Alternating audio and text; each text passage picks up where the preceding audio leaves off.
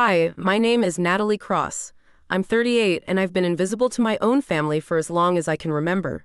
Not in the sad, tragic, crying in the rain way, no, more like a background prop in someone else's story.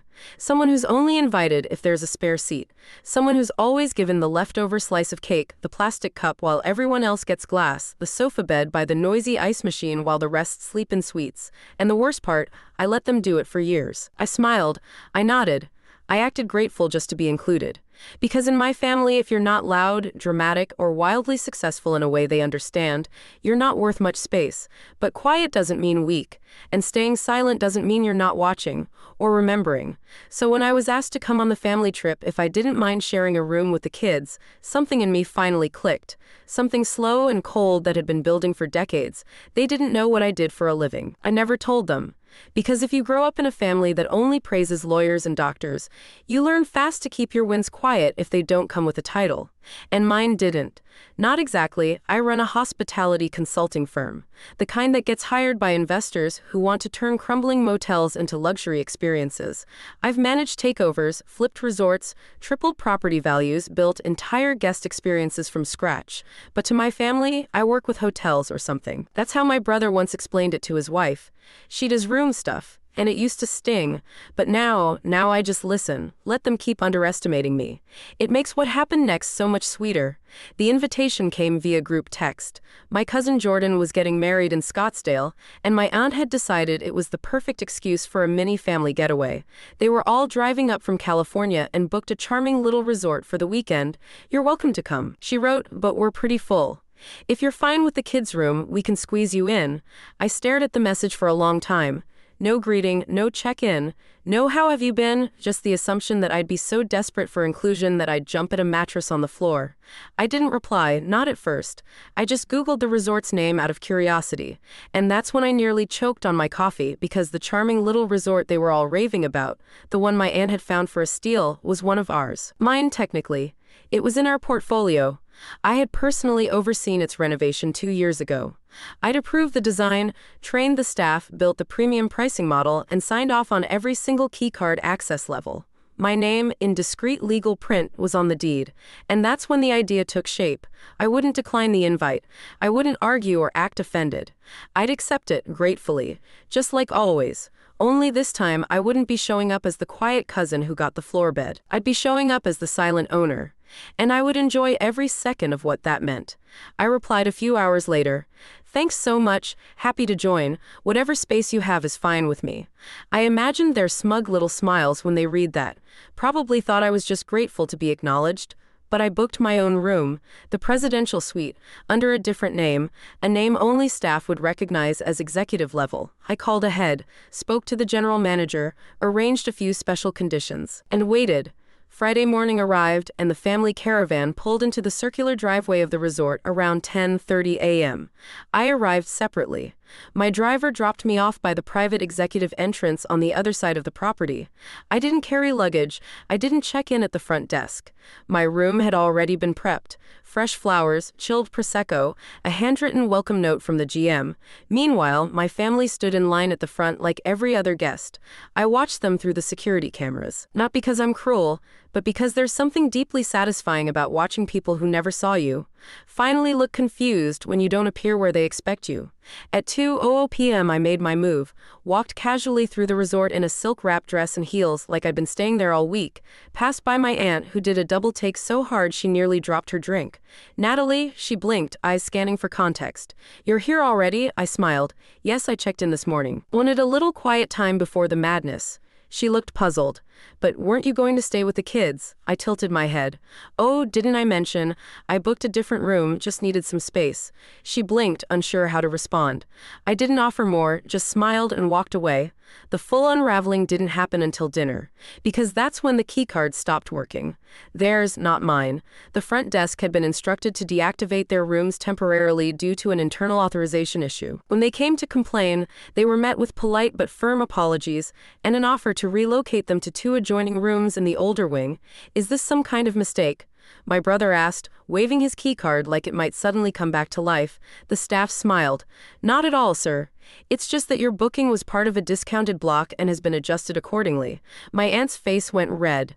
Who adjusted it? She demanded. The staff didn't answer.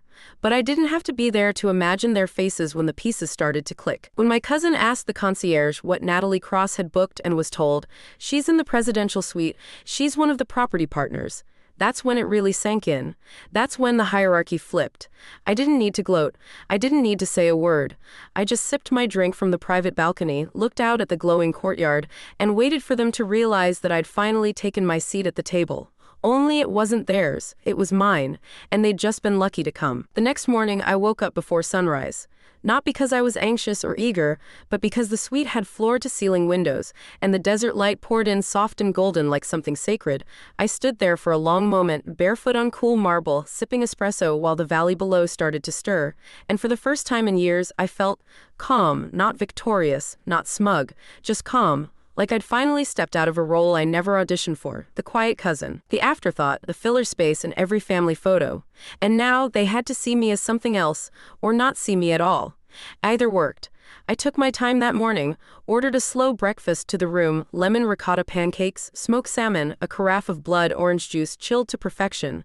The staff knew me by name now. Not just because I was the owner, but because I treated them well, always had, unlike my family who the night before had apparently made a scene when their rooms were mysteriously downgraded. My brother left a 1-star review before 9 a.m., called the beds saggy and the staff condescending. Funny how people scream about service when the free perks stop coming. I didn't respond. I let the staff handle it with class because that's how I trained them. By the time I strolled through the courtyard at 10:15, the entire group had already gathered for brunch on the patio. I wasn't invited, again not directly, but I knew they'd be there. Loud and performative as ever, I walked past slowly, letting the click of my heels on stone carry like a metronome. My cousin Melissa's eyes went wide first. "Wait, Natalie," she called out. I turned, as if just noticing them. "Oh, hey, where have you been?" she asked, tone teetering between fake friendliness and real confusion. Around, I smiled, mostly enjoying the suite. Her fork froze midair. "Suite, the presidential one," I said casually. "The view is better in the mornings." I let that sit. My aunt looked like she'd swallowed a lemon. "Wait, you're in that room?" I nodded. I figured I'd treat myself. It's been a long year. My brother couldn't help himself. "How much did that cost you?" I sipped my drink. "Oh, not much. Staff discount." That shut him up. Because none of them knew what that meant, but they didn't want to look ignorant, asking. My uncle made a joke about me winning the lottery, and everyone laughed a little too hard, too eager to believe I must have stumbled into success by accident. But Melissa kept staring. "So, how did you book it? Didn't think it was even available." I tilted my head, giving her just enough rope. "It wasn't, but I made some adjustments." "You know someone here?" she asked. I smiled wider. "You could say that." Then I walked away. I could feel their eyes burning into my back like sunbeams, trying to connect dots they never even knew existed. That evening was the rehearsal dinner, family only. Or so they said. I hadn't RSVP'd. Wasn't sure I even wanted to attend. But around 5 p.m., I got a call from the general manager. Apparently there was an issue with the private dining room reservation. I asked what kind. He said the party had requested a long table setup with garden access, but someone from the group had screamed at the waitstaff when they were told it was no longer available. I asked him to describe the guest. Older woman, navy dress, sharp tone, very demanding. I knew exactly who. "Don't worry," I said, "I'll handle it." I changed slowly, not in revenge, but in elegance. Burnt orange silk, clean neckline, subtle gold earrings, and then I walked in. The room fell silent. My aunt's jaw clenched so tight I thought I heard enamel crack. She stood. "Natalie. They said the space was double booked. We requested this months ago." I looked around. Yes, and I authorized the change. It was being used for a VIP event tonight. "Well, can't they use somewhere else?" she barked. "They could," I nodded. "But I like this room. It's the one with the most privacy." "Privacy for what?" she snapped. I leaned in slightly, voice quiet but clear. "For my dinner." You could have heard a fork drop. "You," my brother laughed. "Since when do you host VIP dinners?" "Since I became part owner of this place," I said, still smiling. "But if you prefer, I can have staff set you up near the lounge. It's a bit louder, but I'm sure they'll find space between the bachelor party and the retirement group." My cousin looked horrified. "You own this place," partially, I corrected, "but enough to make these decisions." "Why didn't you say anything?" my aunt hissed. "Why would I?" I shrugged. "You said there was barely room for me." I didn't want to impose. Her face turned crimson. This is incredibly inappropriate. So was offering me the kids' bunk bed, I said, locking eyes with her. But I guess we all make choices. I turned to the GM. Please escort them to the lounge area. Complimentary drinks, appetizers on the house. Just not the private garden room. And with that, I sat alone, at a table set for 6. Sipped my wine, took a bite of grilled peaches and burrata, and let the quiet settle around me like a crown. Later that night, my phone buzzed with a dozen group messages, mostly passive-aggressive ones from my aunt, and a few dramatic question marks from my cousin Melissa. So this was some kind of power move, one message read. Another, you could have told us. That was humiliating, but the best one came from my brother, you've changed. I didn't reply to any of them, not because I wanted to be cruel, but because silence, when they expect an explanation, is the only language they truly hear. The next morning, I walked past them at breakfast. My uncle muttered something about betrayal, but no one said it to my face. They just stared, like tourists who just realized they'd spent their whole trip ignoring the person who built the damn building. I didn't sit with them. I took my coffee to the rooftop instead, where the breeze was clean and no one talked over me. That day, they had a winery tour scheduled, one that my cousin Jordan's fiancé had planned meticulously. They forgot to invite me. Again, I only knew because I overheard Melissa whispering about it to the front desk while she thought no one was around. We'll need a van for 10, she said. 11, corrected the receptionist. You forgot Miss Cross, Melissa blinked. Oh, no, she's not coming. She confirmed her spot, the receptionist replied calmly. She was added by the owner. I don't think Melissa even blinked at the word owner anymore. She just sighed and said fine. When the van pulled up, I was already there. Sunglasses on, dressed in cream linen and soft heels, quietly talking with the winery rep. My family hesitated before boarding, like they didn't know whether to be polite or pretend I wasn't there. I spared them the dilemma by stepping in first and taking the back corner seat, the one with the best view. The drive was silent. No one dared ask questions, not anymore. At the winery, they all tried to pretend things were normal.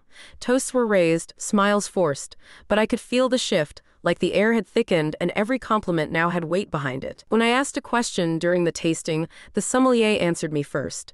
When the owner of the vineyard came out to greet the group, he shook my hand directly and thanked me for making the call. That's when the pieces started falling harder. You know the vineyard owner? My brother asked under his breath. We've worked together before, I said. He used to manage a boutique line I helped restore in Napa. I didn't elaborate. I didn't need to. That night, back at the resort, they were all quiet. Too quiet. Like the silence of people who are recalibrating the story they've told themselves about you for years. The story where you were small, peripheral, a guest in your own family. But the truth was louder now, too loud to ignore. And the thing about power, real power, is that once someone sees it, they can't ever unsee it again. That's why my aunt knocked on my door the next morning with a fake smile and a forced laugh. We were thinking of doing a little group hike before the brunch. She said, "Want to join us?" "Oh," I said, tilting my head. I thought there wasn't enough room for me. Her smile twitched. "Don't be silly. We just weren't sure you'd want to." "I don't," I said simply, and closed the door. I wasn't cruel. I was just done begging for scraps from a table I now owned. The final morning came faster than I expected. Everyone gathered in the lobby, luggage piled high, faces stiff with politeness. This was a beautiful place, my cousin Melissa said loudly, almost performatively. "We'll definitely be back." The concierge smiled. "I'm sure Miss Cross would appreciate that." My cousin's mouth opened, then closed. I stood a few feet away, arms folded lightly, watching. "Miss Cross," the manager added, "we've sent your family's final invoice to your office for review." "Perfect," I said. "Charge the full rate. No discount codes." My aunt blanched. "Wait, we were told we had the friends and family rate." I smiled. "You did, until you made it clear I wasn't family." Her face fell. Not angry, just stunned, like a queen who suddenly realizes the crown isn't hers anymore. They left, one by one. I stayed behind, not to rub it in, just because it was my property and I had meetings to attend, systems to check, staff to thank. I walked the halls that afternoon not as the forgotten cousin, but as the woman whose signature built the very walls they had treated like scenery. And when I finally left the resort later that week, my exit was quiet. No parade, no goodbye brunch. Just a note on the whiteboard in the staff lounge: Thank you for making this place exceptional, Natalie Cross. The thing about walking away on your own terms is that no one gets to write the ending for you. I didn't storm out, I didn't cry, I didn't post some bitter rant or demand apologies. I left exactly the way I'd arrived, with quiet control, a packed bag, and a mind already 10 steps ahead. By the time I got back home to San Diego, my inbox had already started to bloom with messages I never asked for. A forwarded family email thread, full of speculation, awkward compliments, and a few half-hearted attempts at checking in. My cousin Melissa wrote, "Honestly, we had no idea you were doing so well. That's amazing." My brother added, "Why didn't you ever tell us about the hotel stuff? We could have connected way sooner." And my aunt, well, hers was the most predictable of all. "If you ever want to host something for the family again, let us know. We'd love to help coordinate this time." I didn't reply to any of them. Not because I was being petty, because I didn't owe them anything. And for once, I wasn't going to pretend I did. You see, when you spend your entire life waiting for a seat at the table, there comes a moment when you stop waiting and start building your own. One with better lighting. One where you get to decide who sits and who doesn't. I wasn't angry, not anymore. Anger was something I'd carried too long, too quietly. It had dried up into something colder, something more useful. Precision. I spent the next few weeks doing what I always do, working, building, staying ahead. But something shifted in me after that weekend. Not outwardly. To the world, I was still Natalie Cross, polished, efficient, calm. But internally, I'd stopped minimizing myself to fit inside spaces that never made room for me in the first place. I started taking meetings I used to pass on, joined new investment boards, bought a small coastal inn near Carmel, just because I loved the way the sea hit the windows in the late afternoon. And when a request came in a few months later from that same cousin Jordan, asking if I'd be willing to recommend a venue for their delayed honeymoon, I gave it all of 3 seconds of thought. Then I forwarded the name of a chain hotel on the edge of town with stiff sheets and a malfunctioning elevator. No explanation, just a link. They thanked me 2 hours later with a heart emoji, never even Googled it. And I smiled, because I didn't need revenge through fire or fury. I didn't need to shout or burn bridges. All I needed was what I'd already taken back without permission, my place. My name, my silence, and the power they never saw coming. People like my family, they think success is only real when it's loud, flashy, Instagrammable. But the truth, real power walks in quiet, sits at the head of the table without needing to announce itself. And when it does speak, it's already too late for everyone else to catch up. They said I was lucky to even come. I let them believe that until I blocked their room keys, took the best view in the house, and left without ever raising my voice. And the next time they try to rewrite the story of who Natalie is, they'll have to do it knowing I've already rewritten the ending. Without them, ChatGPT scazel. A few weeks later, I was back in Napa for a site inspection. One of our partner properties was being prepped for acquisition, and I'd promised the team I'd walk through every wing before closing. Normally, I'd assign it to one of my directors, but lately I'd found a quiet thrill in doing things myself again. After Scottsdale, it felt like I'd peeled off a version of myself that had been sitting there. Patient, nice, digestible. And underneath was someone sharper. Someone who didn't ask for approval before walking into a room she already owned.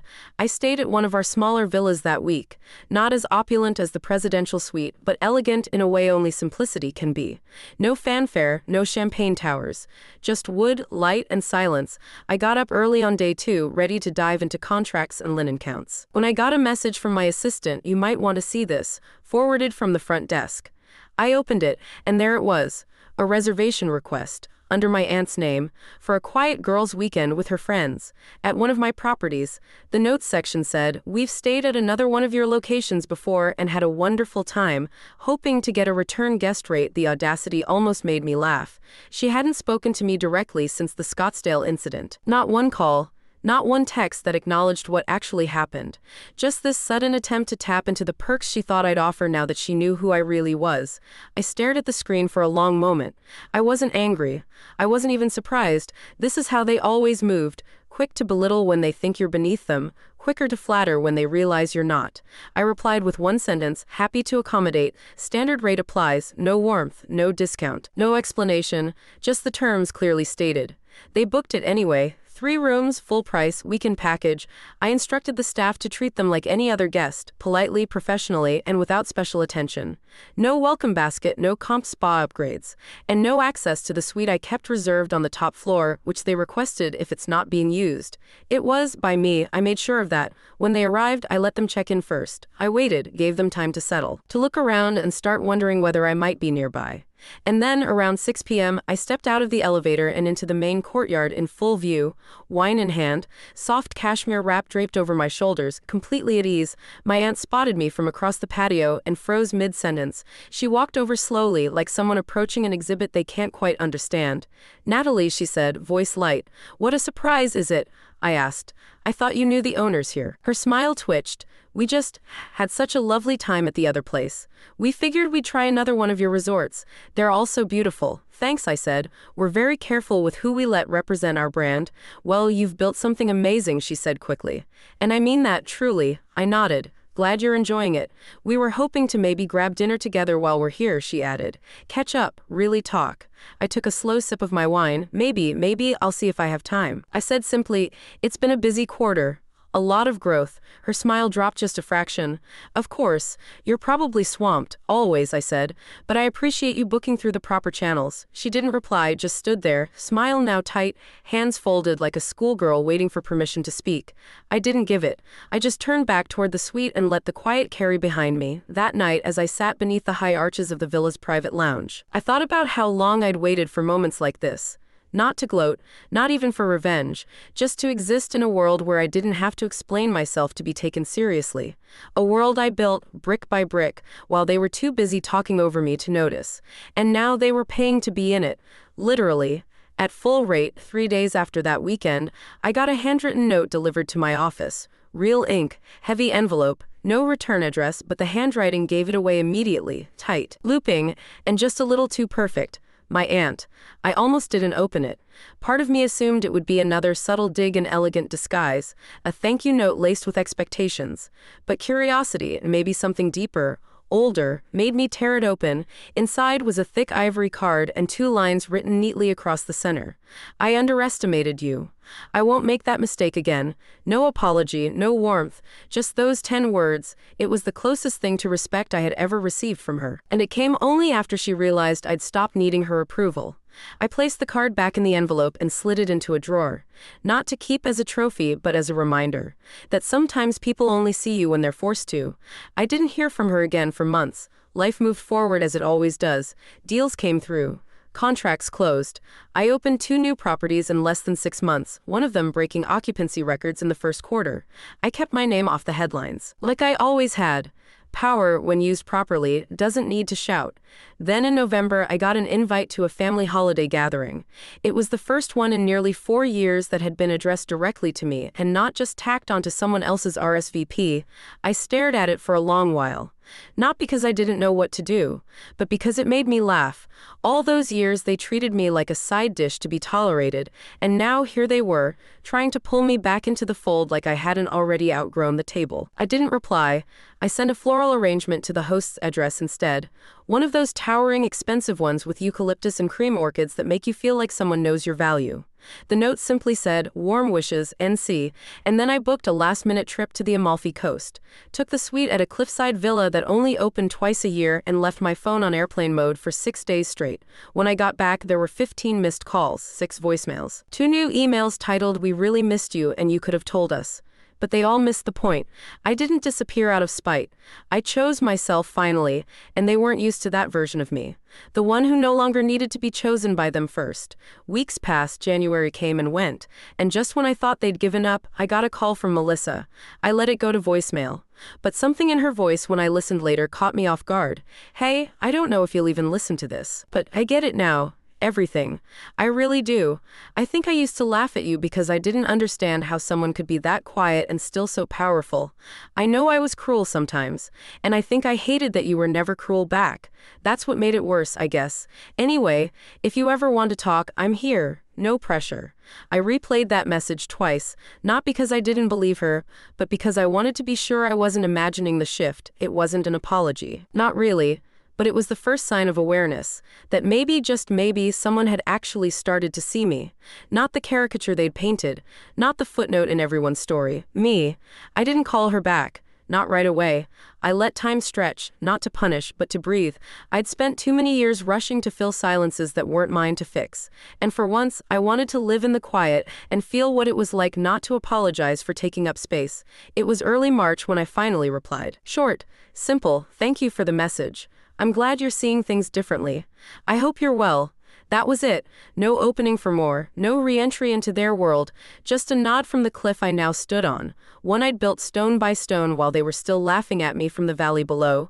I kept living, quietly, fully, and every now and then, when I'd walk into one of my properties and see a family arguing over dinner or someone being dismissed in the corner of a lobby, I'd remember. Not the pain, not even the anger, just the clarity, that I had once been the girl sleeping on the floor, waiting for someone to offer me a real room, and now I was the one holding the keys, not just to the suite, to the whole damn building. A few months later, I was invited to speak on a panel at a hospitality summit in New York. Not the kind of flashy influencer panel with fake smiles and paid applause, the real kind.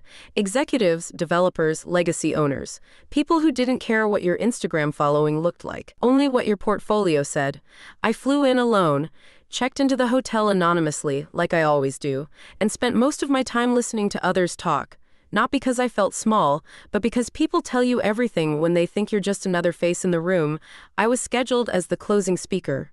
30 minutes, no slides, just me and a microphone in front of 400 people who assumed, based on my name on the brochure, that I'd deliver something dry and forgettable. But when I walked on stage in a navy suit and heels sharp enough to cut tension, something shifted.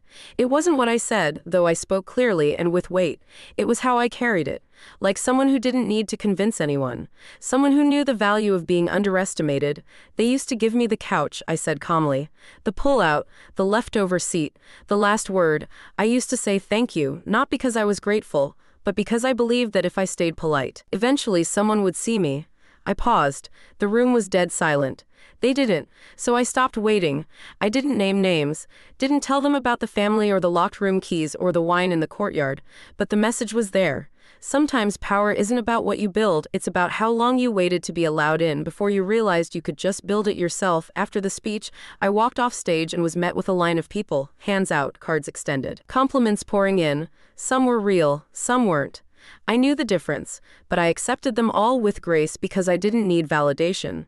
Not anymore. 2 days later, back in San Diego, I got an email from a small real estate group in Scottsdale. Apparently, there was interest in redeveloping the area where my family's beloved resort sat. They wanted to know if I'd consider selling. The number was high, very high. I thought about it for maybe a day. Not because of the money, I had enough of that, but because of what that property represented. The beginning, the scene of the shift, the moment I stopped waiting and started moving differently. And then I said yes. I negotiated a clause that guaranteed the staff generous severance, retention bonuses, and priority for jobs at any other property I touched. Because power, real power, doesn't come from stepping on people to get up. It comes from remembering what it felt like to be overlooked, and choosing not to repeat the cycle. News of the sale made its way through the industry. Quietly, my name was listed for once as lead, not consultant, not advisor, but owner of record. I knew someone would eventually tell my family. I knew they'd find out I sold the place that gave them their illusion of status. And I knew they'd be stunned when they realized I didn't even bother telling them. Because why would I? It was never theirs. They were just passing through a place I built, trying to act like they belonged while calling me lucky for being allowed in. One morning, I got a message from Melissa. Just one line. Did you really sell it? I didn't reply, not because I was angry, but because I didn't owe her an answer. The answer was written everywhere already, in the empty building, in the silence after the transaction, in the way the narrative could no longer be controlled by them. Later that spring, I was walking along the coast when a stranger stopped me. She looked familiar, older, well-dressed, thoughtful. "Excuse me," she said, "you're Natalie Cross, right?" I nodded. "I was at your panel in New York. Your story, it stayed with me." I smiled. "Thank you. I'm glad it meant something." She hesitated, then said quietly, "It made me realize I've been apologizing for existing in rooms I built with my own hands. I stopped doing that because of you." I didn't know what to say for a second. I just nodded and watched her walk away, her shoulders a little straighter than when she arrived, and for the first time in my life I felt it fully. That what I built, quietly, steadily, without permission, didn't just serve me. It created space for other women like me. Women who'd been told to be grateful for the couch, the floor, the crumbs, and who now were ready to take the whole table, or build their own, from scratch, with their name engraved on every seat. 2 months later, I attended a private investor retreat in Sonoma. It wasn't the kind of thing that gets posted on LinkedIn or splashed across newsletters. It was quieter, more deliberate. Old money circles blending with new money tacticians, hedge fund managers sitting beside hospitality tycoons, and silent partners who never show up on paper. I was invited as a keynote guest, not just for my portfolio, but for how I handled that Scottsdale transition. Apparently, word had gotten around. Not just that I sold, but how I sold. The terms I insisted on. The way I walked away without a single burned bridge or press release. That kind of quiet precision, it gets noticed. Even if no one says it out loud. The retreat was held at an estate I'd once consulted on. Though the new owners had no idea, I walked through the gates in a slate gray dress, hair tied back, no assistant, no entourage. And still, people parted like they could feel it, that I didn't need to announce myself anymore. That the woman who used to be grateful for scraps had become someone people flew in to listen to. Over dinner, a woman across the table asked what it was like, growing up the invisible one. Her voice was soft, curious, not condescending. I didn't flinch. It's like knowing how to build a house from the basement up, I said, because no one ever thought you'd be on the roof. A few people chuckled, but she didn't. She just nodded slowly. And now, she asked. I met her eyes. Now I own the land. That night, back in my suite, I poured myself a glass of Syrah and stood by the window, looking out over a valley that once felt unreachable to girls like me. I thought about everything, not just the family, though they flickered sometimes like background static, but about all the women I've met since. The ones who send quiet emails, who stop me at elevators, who say things like, "You made me see myself differently." That never gets old, and not because I want praise, but because I remember exactly how it feels to be treated like an afterthought in your own story.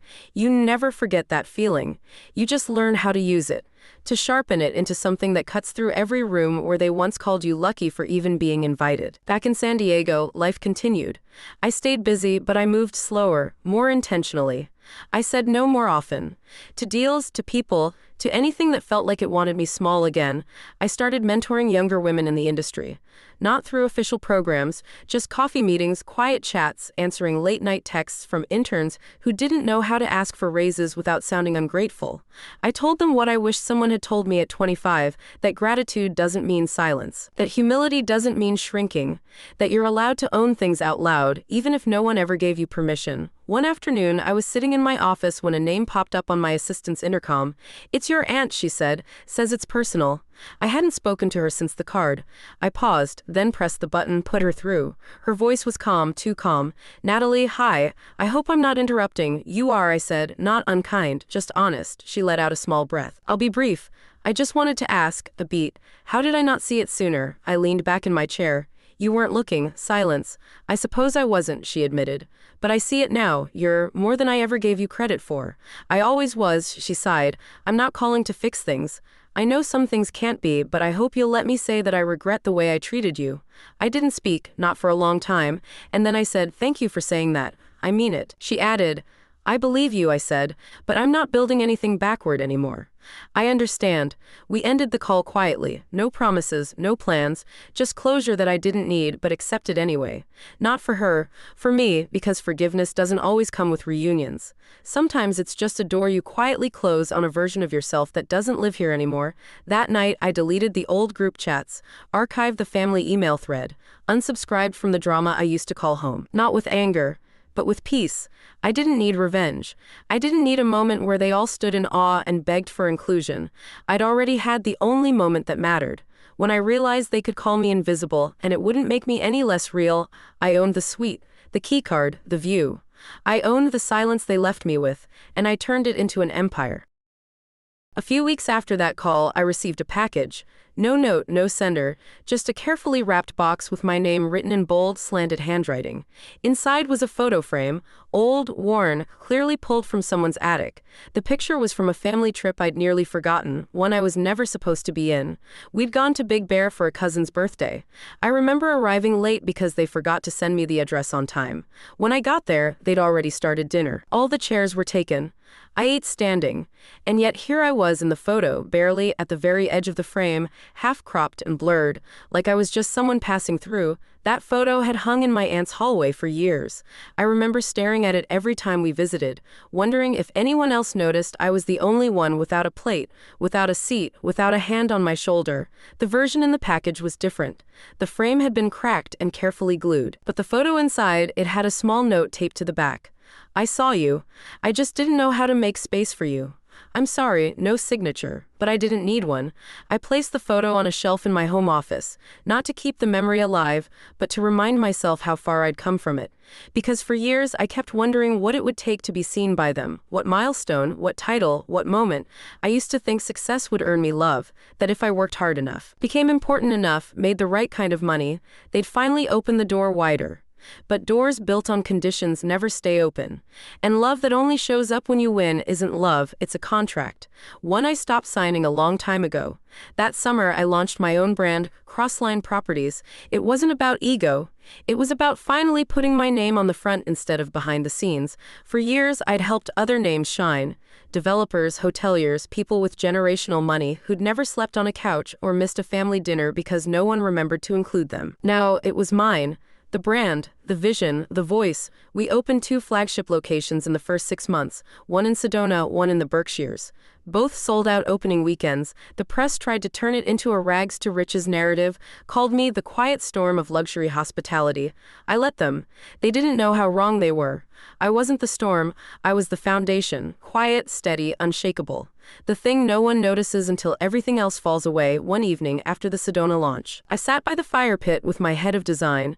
She asked me what I wanted the guests to feel when they walked in. I looked at her for a long moment. Then I said, like they've always belonged here, even if no one ever told them they did. She smiled, nodded, and wrote it down like a mission statement. I didn't know until that moment that it was. In October, I visited the Big Bear cabin, the one from the photo, now long since sold. It was part of a foreclosure lot a developer offered me in a package deal. Most of the properties were irrelevant to me. But that cabin, I had it renovated, not modernized, restored, same bones, new energy, and I kept that same long table in the dining room, only this time I made sure every seat had a name card, all fictional, all carefully chosen, the quiet one, the overlooked, the afterthought, the backup plan, the one who was never invited. I set the table myself, candles lit, wine poured, food untouched, just me sitting at the head, a seat no one ever offered. A seat I took anyway. And that night, I didn't toast to revenge. I toasted to recognition. To every woman who grew up thinking being quiet meant being small. To every girl who was told she was lucky to even come. And to every version of myself I had to outgrow just to get here. Because in the end, I didn't need their room. I built my own, one where the doors stay open. But only to those who see you when you're still standing in the doorway holding nothing but your name by the time winter rolled in. My calendar was full, but my life was quiet in the best way possible. No noise I didn't invite, no demands wrapped in guilt, no family text chains draining the life out of me under the disguise of togetherness. I lived on my own terms now. Not out of rebellion, but out of design. Every piece of my schedule, my home, my business, it all fit, because I stopped trying to force myself into places that had already decided I was too much or not enough. One afternoon, I was walking through one of our new builds in Vancouver, cold air sharp on my skin. Construction noise in the distance, when my phone buzzed with a message from an unknown number. Just 2 words, "You won." I stared at it for a while. There was no context, no name, but I knew exactly who it was from. That same quiet tone wrapped in surrender. The kind that comes when people realize too late that you were never asking to beat them. You were just trying to stop being dismissed. I didn't reply, not because I didn't have anything to say, but because I had too much, and none of it needed to be typed into a phone. Besides, it wasn't a competition. I didn't win. I evolved. That spring, I was invited to give the keynote at a women's leadership summit. The room was full of executives, founders, lawyers, CFOs, women who had fought and bled and clawed their way into boardrooms that were never designed for them. I stepped up to the podium and didn't read a speech. I told a story about a girl who was always given the couch, the floor, the leftover space, who was told she was lucky just to be allowed in the room, and who spent years thinking she needed to shrink herself to stay included. Until one day, she stopped asking for a seat and bought the whole damn building. I told them about the Scottsdale trip, about the keycards, the silence, the photo at the edge of the frame, and I told them this: there is nothing more dangerous than the woman you tried to overlook, because she never forgot the floor plan. She just memorized where you kept the doors. The room was silent for 5 full seconds. Then the applause hit like a wave. Afterward, woman after woman came up to me. Some crying, some furious, some just exhausted. One said, "I didn't even know how angry I still was until you gave it a name." Another, "I've been saying thank you for scraps. You made me realize I own the recipe." But the one that stayed with me most was a woman in her 60s, gray hair, eyes like steel. She gripped my hand and said, "It took me 40 years to understand that staying quiet doesn't keep you safe, it keeps you stuck." I squeezed her hand back. Then we both got out. Later that night, as I sat alone in my hotel suite overlooking the skyline, I thought about all the rooms I'd sat in over the years, trying not to take up too much space. All the times I was called dramatic for asking why I was always last. All the sideways glances, the fake compliments, the invitations that came with invisible asterisks. I didn't regret any of it, not anymore. Because I knew what it made me, not bitter, not hard, unshakable. Because when you've been ignored long enough, you learn to see things no one else notices. Who's lying, who's scared, who's only loud because they've never had to be quiet. And once you learn that, no one can ever put you back in the corner again. A month later, we broke ground on a new project in Santa Fe, my first fully self-funded resort. No partners, no legacy names, just Crossline, just mine. I walked the property at sunset, boots crunching over dry grass, sketches rolled under my arm. And as the sun dipped low behind the hills, I closed my eyes and remembered that girl, me. The one with a suitcase no one offered to carry, the one who slept near the door, the one who smiled through being forgotten. And I whispered to her, not as an apology, not even as thanks, but as a promise. No one ever gave us the room, so we made our own, and it's beautiful. 6 months later, I opened the doors to the Santa Fe property myself. No ribbon-cutting ceremony, no press junket, no influencer tours or exaggerated speeches about vision. Just the scent of warm cedar, the soft rustle of wind over the hills, and the subtle hum of something complete. I walked each room that morning before the first guests arrived, ran my fingers along the hand-carved headboards, tested the linen for warmth, made sure the light switches were positioned for ease, not just aesthetic. That's what they never understood, the ones who used to treat me like background noise. This wasn't about luxury for show. It was about building places where people felt seen, where no one got the floor bed unless they chose it, where silence was restful, not punishing, where every detail whispered, "You matter here." The first guest that checked in that day was a woman in her 50s traveling alone. She was tired, not in the physical way, but in that bone-deep emotional way that's hard to name. She apologized 3 times in the first 2 minutes, for no reason, for taking up time, for asking about the spa hours, for asking if it was okay to take 2 bath salts from the welcome basket. I didn't correct her. I just handed her a 3rd salt and said, "You deserve more than what you think you're allowed." Her eyes filled, she didn't speak, but I could tell she understood. Because women like us, we've spent lifetimes asking for permission to rest. That night, I stayed in the owner's quarters. They weren't grand, just quiet, thoughtful. A terrace, a fireplace, a bed with sheets I personally selected after testing 37 others. I poured myself tea, sat in the armchair by the window, and looked out at the stars over the desert. And I didn't feel alone. I felt exactly where I was meant to be. Not invited, rooted. A few days later, I got an email from Melissa. The subject line was simple, "Thank you." The message itself was longer. She told me she had finally started therapy, that she was beginning to understand how much of her personality had been about keeping herself close to power, and how, deep down, she had always known I had it, that she hated me not because I was weak, but because I never needed to prove I was strong. She said she was sorry, not for the dinner table or the room assignments or the laughter at my expense, but for treating me like I was less just because I wasn't loud about what I had built. I believed her. Not because it was convenient, but because sometimes clarity doesn't come from punishment, it comes from time, from silence, from the absence of the person you took for granted. I didn't reply to her right away. I let the message sit. I read it 3 times, then I closed my laptop and went outside. The wind was soft, the sun warm but not burning. I stood in the garden courtyard of the property and just breathed. For the first time in a long time, I wasn't waiting for someone to get it. I wasn't holding my breath hoping someone would finally recognize my worth. I already knew it, and that changes everything. It changes how you walk into a room, how you answer the phone, how you sleep at night. It changes the way you say no, the way you say not anymore, and the way you stop explaining yourself to people who never deserve the explanation in the first place. Eventually, I did reply to Melissa. Short, warm, final. I'm glad you're finding your truth. I found mine a long time ago. I hope one day you build something just for you, no shade, no threat, just truth. And in the quiet after I hit send, I realized something powerful. I wasn't angry anymore. I wasn't hurt. I wasn't even vindicated. I was free, completely, fully, finally. And freedom, real, soul-deep, earned freedom, is the loudest silence in the world because they said I was lucky to even come. They made jokes about the room I got. They gave me scraps and expected gratitude. But I didn't just come. I stayed. I watched. I learned the blueprint. And while they laughed over dinner, I was sketching foundations beneath the table. And now, I don't need the invitation. I am the address. That fall, I stood at the edge of a clifftop terrace at one of my newest properties in Ravello, Italy.